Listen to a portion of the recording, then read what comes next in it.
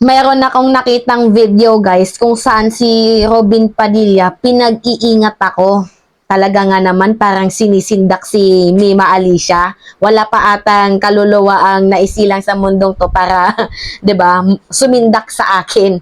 Pero hindi po yun yung usapin doon. May nakalkal ho akong video na kung saan todo suporta pa ako dito kay Robin Padilla during campaign period. Although hindi ko siya binoto pero sinuportahan ko siya as a senator kasi alam ng budhi ko na talagang mananalo yan kasi artista yan eh. Sikat yan na aktor. Alam mo naman yung mga Pilipino bumoboto ng sikat. So, hindi sa plataforma, karamihan, guys. So, anyway, mayroon akong video na ipapanood sa inyo na talagang nagsisisi si Mima. Grabe, na bakit ko to nasabi? Bakit umabot ako sa puntong ganoon? Eto, papakita ko sa inyo, guys. Maraming salamat po!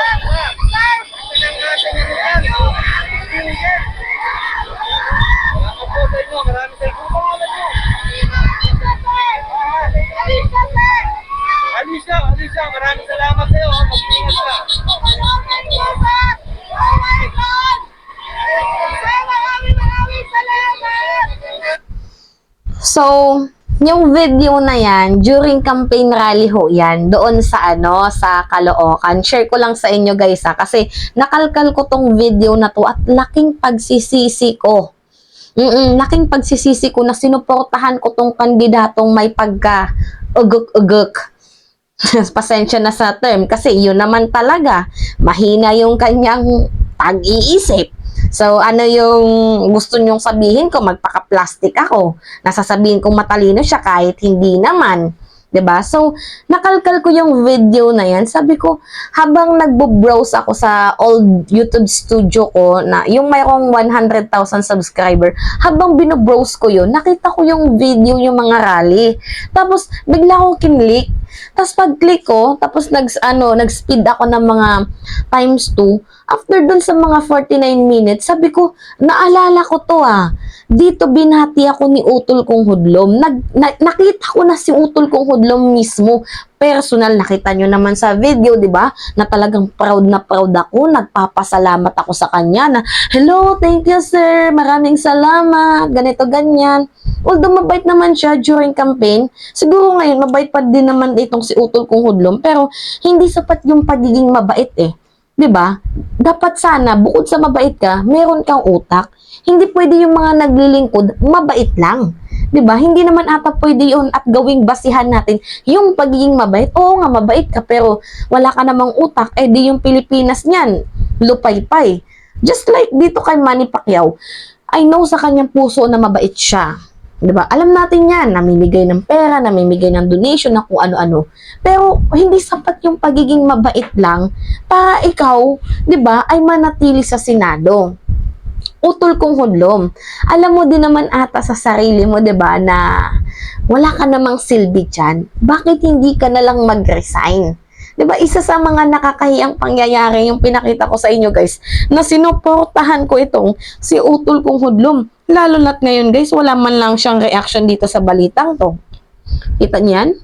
Yung pinag-utos ho ng ating Pangulo, yung Philippine Coast Guard, natanggalin ho yung mga floating barrier sa Baho de Masinloc. Shinare niya lang sa kanyang Facebook.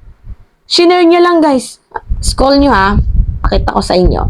Search natin tong Facebook ni Utol Kong Hudlom. Shinare niya lang talaga, guys. Wala na siyang nilagay na caption kasi alam niya sa sarili niya, 'di ba, na baka mabully siya ulit. Paano kasi, si Utol Kong Hudlom masyadong nagmamagaling sa mga bagay na hindi niya naman kabisado.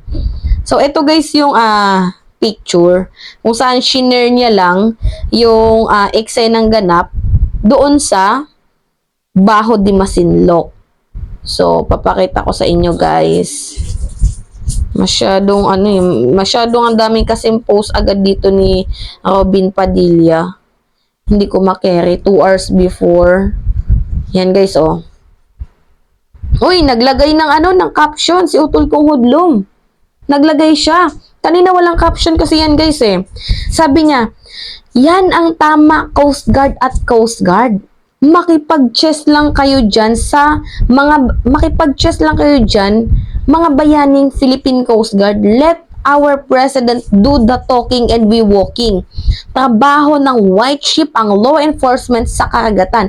Kaya shut up na muna sa mga Uzizero at KSP. Sumali na kayo sa pagiging reservist at suportahan ang pagsasabatas ng mandatory ROTC at ang mandatory military service. Trabaho lamang ho ng Pangulo ng Pilipinas ang foreign policy. Let him do his job. Abay, kaloka tong si Utol kong Hudlom. Naluloka ako. Alam nyo guys, gustuin man natin sa hindi, maging reservist tayo. Sige, sabihin na lang natin. Pero kung magiging reservist tayo lahat, hindi naman yan sasapat. Ilan lang yung population natin? Ilan yung population nila? Ilan lang din yung mga gamit natin pandigma? Ilan yung gamit nilang pandigma? Ilan yung land forces nila? Ilan lang yung land forces natin? Yung air forces natin, ilan lang sa kanila? Ang dami na. So, hindi sapat ang pagsali natin dito sa ROTC. Hindi sapat na lahat tayo ay maging reservist kasi kahit pagsamasamahin mo ang buong populasyon, baby man yan, matanda man yan, or right age man yan, kahit pagsamasamahin mo yan, hindi yan sasapat para matalo natin ang China. Aminin na lang natin sa hindi na kailangan natin to ng tulong ng mga karatig bansa. Nagigets mo, Utol kong Hudlom? Masyado ka na namang pabibo eh. Diba? Masyado ka namang pabibo, Utol kong Hudlom. Tapos, meron nag-comment, sinabihan niya ng ugok. Kaloka?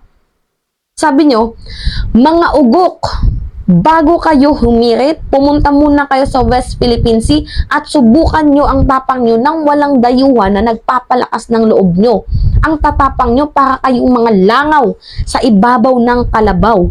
Bumilib kayo sa Pilipino, pro-Pilipino kayo. Dapat tingnan mo ba naman yung pag-iisip na yan? Oo naman, pro-Pilipino tayo.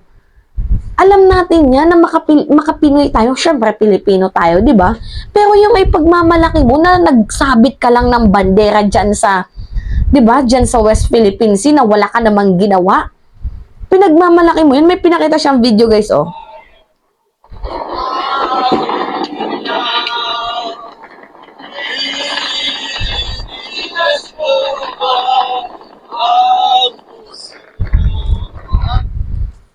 Kaya ngayong tanong ko, kumanta ka lang?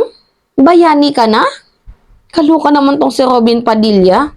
Keep your mouth shut. Kung wala ka namang magandang sasabihin, ngayon ko lang to nakita.